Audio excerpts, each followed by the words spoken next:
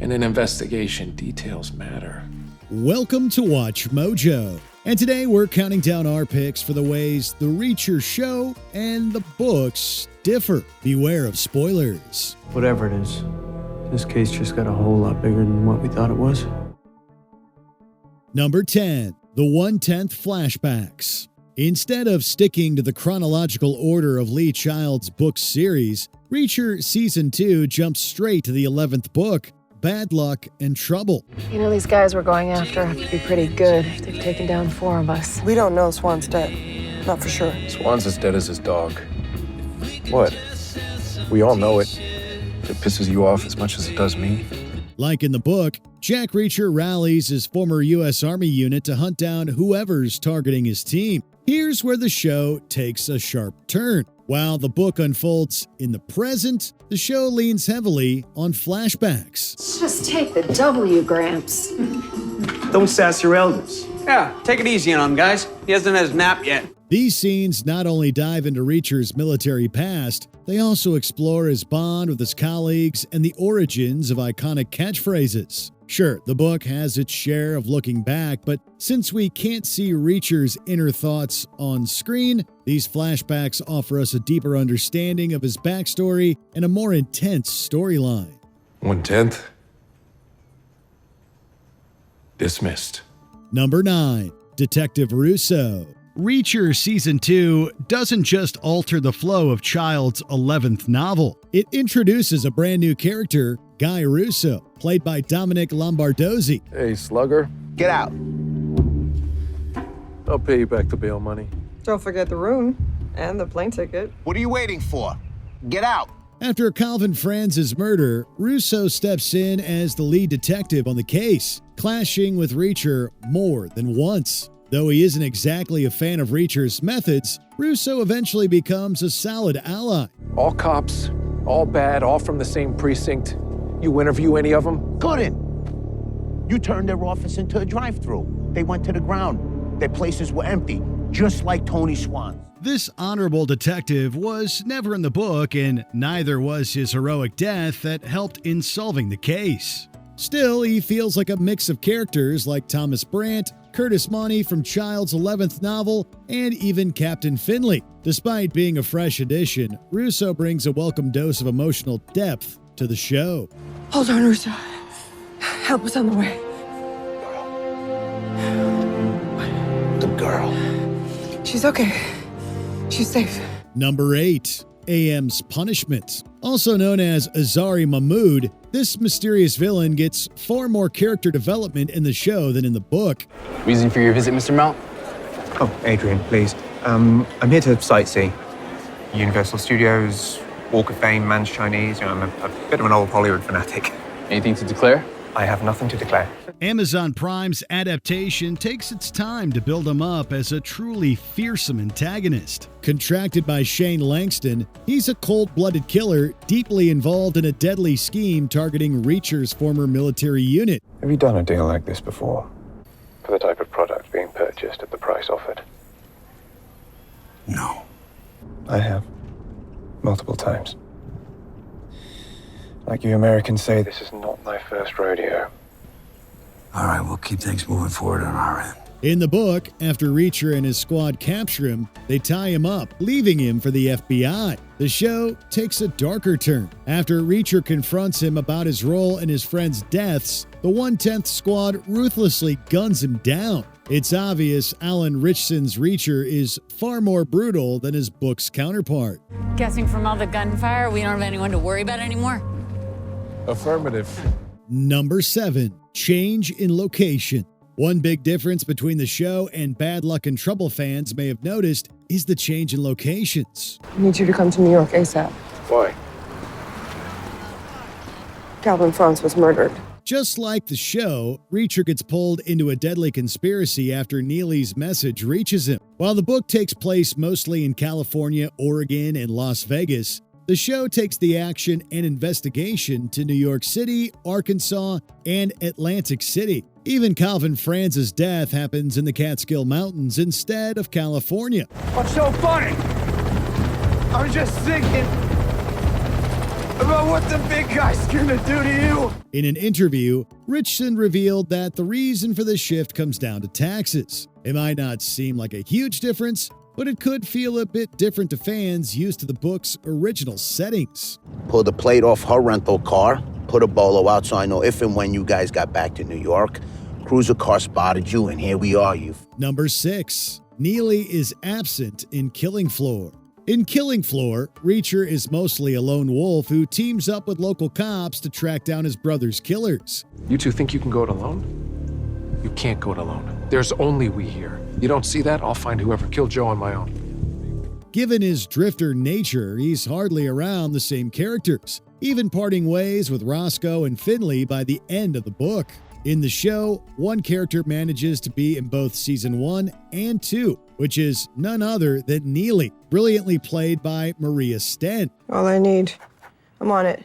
And hey, boss, if you want to talk. We just did. You're an emotional dumpster fire, you know that? While she's Reacher's trusted sidekick in Bad Luck and Trouble, she's nowhere to be found in the first book since she makes her debut in Without Fail. However, her appearance in Reacher Season 1 helps establish the 1/10th unit and their connection with Reacher in future seasons. Neely, we need to take out those two guards facing us quietly without one of them setting off an automatic weapon. They won't make a sound. Number 5. One Shot takes place off-screen. The 9th book in Lee Childs' series, One Shot, served as the basis for 2012's Jack Reacher film starring Tom Cruise. I know you say he shot 5 people. I know he's in a coma. I know there's a bus station 3 miles away, and I can walk there in 24 minutes. You just gonna walk out on your friend? He's not my friend. In Reacher Season 2, there's a brief but intriguing nod to that story when Reacher mentions James Barr, an important character in the book who's wrongfully accused. Like in the film, Reacher helps to clear his name. You do it on one condition. Name it. You have to look at the victims objectively. How do you suggest I do that? On the show, Reacher recalls meeting Barr in Indiana and states that Barr owes him one, hinting that the events in One Shot may have happened between seasons 1 and 2. Perhaps the showrunners are steering clear of readapting what's already on the big screen, or maybe it's still in the cards. He owes me now. I don't want to know. Either way, it's a nice nod for devoted fans. Number 4. Finley and Roscoe play bigger roles. After being wrongfully arrested for murder, Reacher joins forces with Oscar Finley and Roscoe Conklin to uncover the truth behind his brother's death. Would have been nice to question them. Maybe next time don't pull something like this by yourself.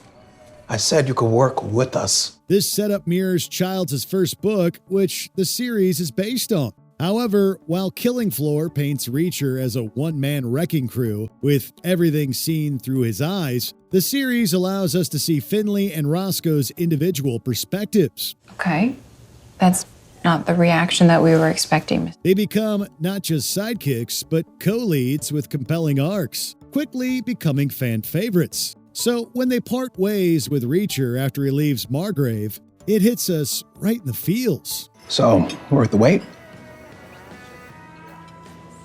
I've had better. Number 3. The Marlo Burns Ambush. During Reacher's investigation into New Age technologies and its connection to Franz's death, we meet Marlo Burns. I'm Marlo Burns, New Age Director of Operations.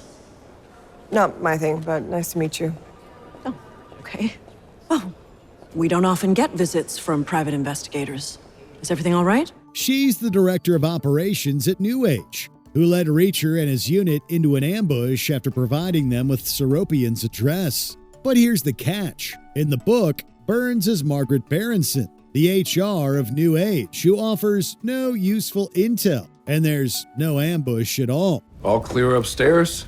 Other than this asshole's dead buddy. All clear upstairs. The show's version of events also introduces Langston, who learns just how dangerous Reacher is after the ambush. In the book, Langston exists as Alan LeMason, the corrupt director of New Age. Even if these changes add more tension to the series, they mark a big departure from the source material. I swear, I had no idea Who or what was at the address I gave you? Our head of security got spooked when you guys came around asking questions. He told me to give you that address. Number 2. In-depth exploration of Reacher's past. Prime Video's crime series stays true to its source material to some extent, with Child himself serving as an executive producer. A good sign, right? If we're going to see this thing through, I need to know what kind of person I'm working with. So what happened in Baghdad, Reacher? One thing the show does better than the book is enriching characters to make them more engaging, particularly Reacher. The series draws from the full novel series to flesh out Reacher, so we get to know his past, motivations, and even his relationships with other characters without having to read through all the books. You don't have to do this.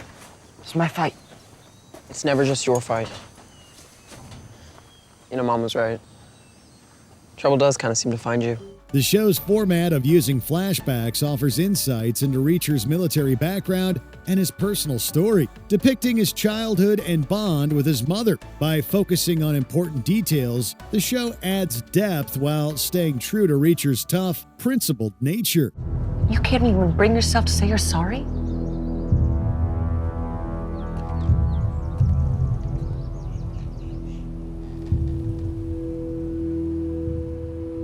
I'm sorry. I'm sorry the left side of his face doesn't look like the right. Before we continue, be sure to subscribe to our channel and ring the bell to get notified about our latest videos. You have the option to be notified for occasional videos or all of them. If you're on your phone, make sure you go into your settings and switch on notifications.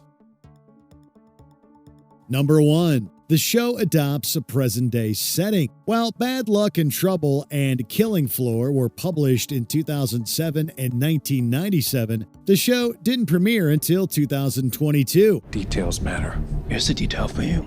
We keep extra large cuffs in our lockbox. A lot has changed since then. To keep things fresh, the series updates the story with modern twists. In the book, Reacher starts carrying a passport and photo ID post 9/11, but in the show, he always has one. Tech upgrades are obvious too. There are smartphones and internet searches. Neely and Reacher find a USB drive instead of a flash memory, cracking Franz's password much faster. Who did Franz respect more than anyone? Any ball player? Any artist? Who did he hero worship? Get the hell out of A here. few weeks into the 110th, the kid started cutting his hair like you, talking like you, following you around. He wanted to be you, Reacher. Better punch up, we're running out of time. Even the Jimi Hendrix case gets wrapped up quicker thanks to Google, though that takes away some investigative suspense. Still, despite these updates, the show does not lose the rugged charm of Childs' iconic character. Listen, wise ass, my boss almost punched my ticket because of you. Well, maybe that's a good thing, because members of my unit are falling from the sky like raindrops and you haven't done shit. What is the most memorable fight scene in Reacher? Let us know in the comments section. No guns, so no noise. They said you were smart. I'm gonna cut you, gut you, and leave you. Did you enjoy this video? Check out these other clips from WatchMojo, and be sure to subscribe and ring the bell to be notified about our latest videos.